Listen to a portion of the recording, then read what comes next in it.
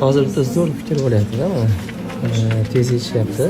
Oltin zanglaması sarada ona tili eng kichkina guruhimiz a'zolari. Mana qarang, yoshi katta odam, mana shu ayolni hozir o'g'li ham o'tiradi orqada. Asadullo degan. Hozir testni isbotlab, ya'ni oltin zanglaması asarini to'liq o'qigan bu kishi.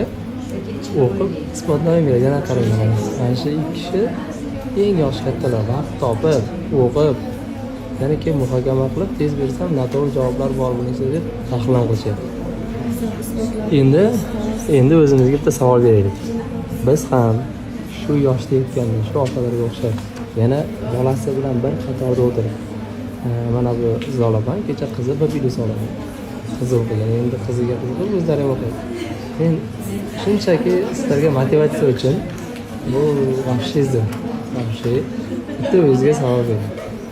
Agar shu yoshga yetganimizda biz ham shunday energiya, shunday shijoat topa olamizmi yo'qmi? Sizni rosa maqtashdi. Kommentga yozib qoldirasizlar. Hammasiga qo'shilib menga.